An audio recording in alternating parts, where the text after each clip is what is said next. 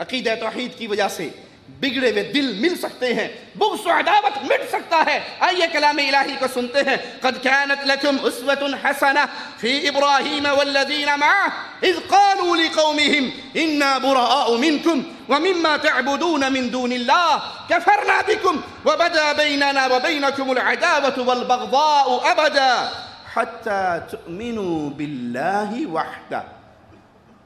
تمہارے لیے آئیڈیل ہے ابراہیم علیہ السلام کی زندگی، جو ان کے ساتھ ایمان لے کے آئے ان کی زندگی۔ جب انہوں نے اپنی قوم سے کہا تھا ہم تم سے بری ہیں، ہم تمہارا انکار کرتے ہیں، تمہارے عقیدوں کا انکار، تمہارے مذہب کا انکار، تمہاری شرکیات کا انکار، اللہ کے علاوہ جن کو تم پوج رہے ہو ان کا انکار۔ اب ہمارے اور تمہارے درمیان اختلاف ہے، انتشار ہے، لڑائی ہے، بغض ہے، عداوت ہے۔ کیوں؟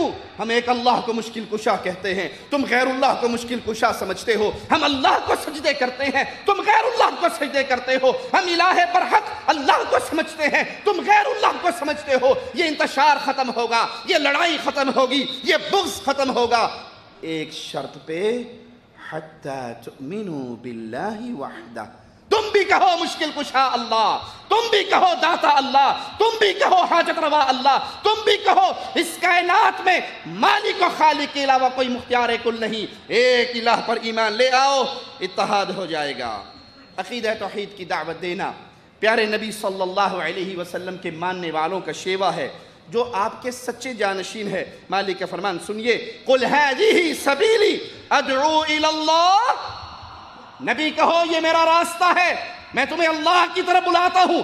اللہ کی طرف بلانا، اللہ کو داتا و مشکل کشا سمجھنا، اللہ کو الہ برحق ماننا، اللہ کی عبادت کے علاوہ سب کی عبادتوں کا انکار کرنا، یہ نبوی راستہ ہے، یہ محمدی راستہ ہے، یہ پکار ہے محمد رسول اللہ صلی اللہ علیہ وسلم کی۔ علی بصیرہ، یہ دلائل کے اوپر ہے، یہ ثبوت کے اوپر ہے، یہ بصیرت کے اوپر ہے، یہ جہالت کے اوپر نہیں، یہ جذباتیت کی باتیں نہیں، یہ کتاب اللہ اور سنت رسول اللہ کے دلائل ہیں۔ انا ومن اتبعنی وسبحان اللہ وما انا من المشرکین۔ نبیوں کا بھی پیغام یہ، نبی کے ماننے والوں کا بھی پیغام یہ، اور یاد رکھو اللہ پاک ہے، اللہ پاک ہے۔ تم توحید کو مانو، تمہاری مرضی، نہ مانو تو یہاں نبی اعلان کر رہے ہیں میرا اہل شرک سے کوئی تعلق نہیں۔ عقیدہ توحید وہ عظیم نعمت ہے جب اللہ نے زمین پہ لوگوں کو حکومت دی، مسلمانوں کو قوت دی، تو مسلمانوں نے سب سے پہلے اللہ کی توحید کو قائم کیا اور تمام شرکیہ مناظر کو مٹا ڈالا۔ تمام وہ جن کو اللہ کے علاوہ پوجا جاتا تھا ان کو صفحہ ہستی سے مٹا کر اعلان کیا اللہ نے حکومت دی ہے تو سب سے پہلا حق مولا کا ہے کہ اس کے علاوہ پوجے جانے والوں سے اس دھرتی کو پاک کر دیں۔ صحیح بخاری اور صحیح مسلم میں رسول اللہ صلی اللہ علیہ وسلم کا فرمان ہے، ذرا سنیے۔ آپ نے جب مکہ فتح کیا تو کتنے بت تھے وہاں پہ؟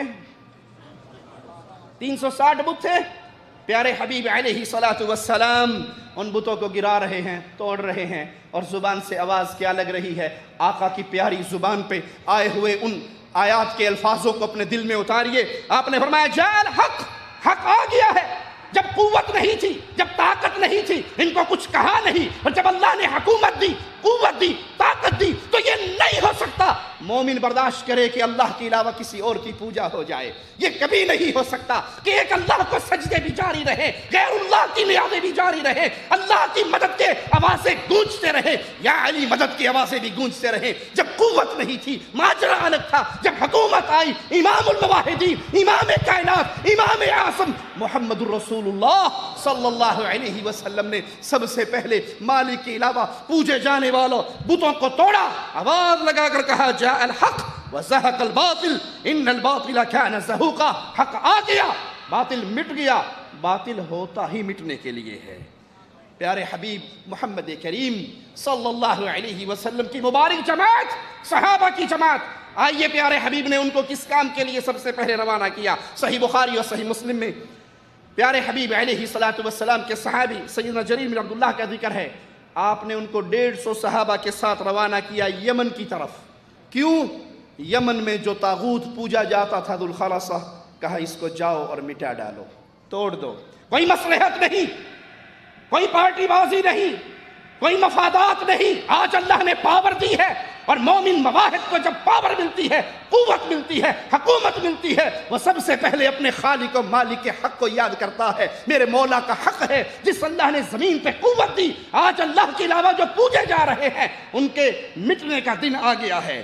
سیدنا خالد بن ولید کو پیارے حبیب نے عزہ بت کو توڑنے کے لیے روانہ کیا، مغیرہ بن شعبہ کو اور ابو سفیان بن حرب کو طائف بھیجا کہ لات بت کو توڑ دے۔ ابن سعد کی روایت کے مطابق سیدنا علی رضی اللہ عنہ وارضاہ کو فلس بت کے لیے توڑنے کے لیے 150 صحابہ کے ساتھ روانہ کیا۔ عمر بن عاص کو سوا بت کو توڑنے کے لیے بھیجا پیارے حبیب صلی اللہ علیہ وسلم نے۔ طفیل بن عمر کو دوس قبیلے کے بت کو توڑنے کے لیے بھیجا۔ سعد بن زید کو منات بت کو توڑنے کے لیے بھیجا۔ یہ پیارے حبیب بھیج رہے ہیں، جاؤ اللہ نے حکومت دے دی ہے، اعلان کر دو۔ اب جب تک اہل توحید قوت میں رہتے ہیں وہ غیر اللہ کی عبادت کے مراکز کو باقی نہیں چھوڑتے۔ صحیح مسلم میں سیدنا عمر بن عبسہ سے روایت ہے، فرماتے ہیں قلت یا رسول اللہ صلی اللہ علیہ وسلم، پیارے حبیب کا نام آئے تو محبت سے کہیں صلی اللہ علیہ وسلم۔ 10 رحمتوں کا نزول ہوگا، 10 درجات کی بلندی ہوگی۔ پیارے حبیب کا نام سن کر اپنی زبانوں کو خاموش نہ رکھا کریں۔ اگر چاہتے ہو قیامت کے دن آپ کو نبی کی شفاعت مل جائے صلی اللہ علیہ وسلم تو کثرت سے اللہ کے نبی پہ درود پڑھا کریں۔ پوچھا صحابی نے پیارے حبیب سے قلت یا رسول اللہ بأي شيء ارسلك اللہ، اللہ نے آپ کو کس چیز کے ساتھ بھیجا ہے، کیا پیغام دے کر بھیجا ہے؟ قال بصلة الارحام، پیارے حبیب علیہ الصلوۃ والسلام نے فرمایا مجھے صلہ رحمی کا پیغام دے کر بھیجا ہے۔ صلہ رحمی کیجئے، ماں باپ سے تعلق نہ توڑیے کہ ماں کے ساتھ بیوی کی لڑائی ہوگی تو اب میں نے ماں کو فون نہیں کرنا، باپ کو خرچہ نہیں بھیجنا، اب میں نہیں، صلہ رحمی کیجئے ماں باپ کے ساتھ، بہن بھائیوں کے ساتھ، عزیز و اقارب کے ساتھ، رشتہ داروں کے ساتھ۔ جو صلہ رحمی کو ملاتا ہے مالک اس کو عمر میں برکت دیتا ہے، رزق میں فراغی دیتا ہے، جو اس کو توڑتا ہے وہ بد نصیب اور محروم ہے۔ پیارے حبیب فرما رہے ہیں صلہ رحمی کا حکم دے کے بھیجا، وَكَسْرِ الْأَوْثَانِ، بتوں کو توڑنے کا پیغام دے کر بھیجا۔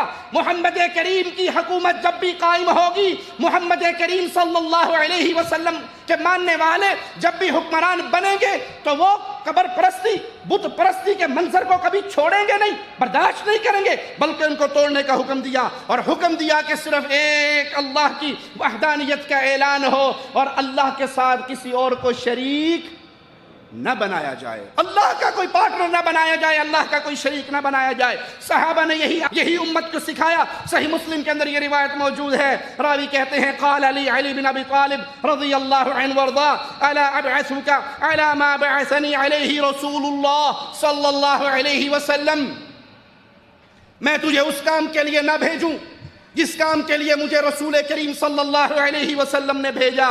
اللہ تدع سورة الا تمستها ولا قبرا مشرفا الا سویتہ، نہ کوئی تصویر چھوڑنا الا اسے مٹا دینا، نہ کوئی اونچی قبر چھوڑنا الا اسے زمین سے ملا دینا۔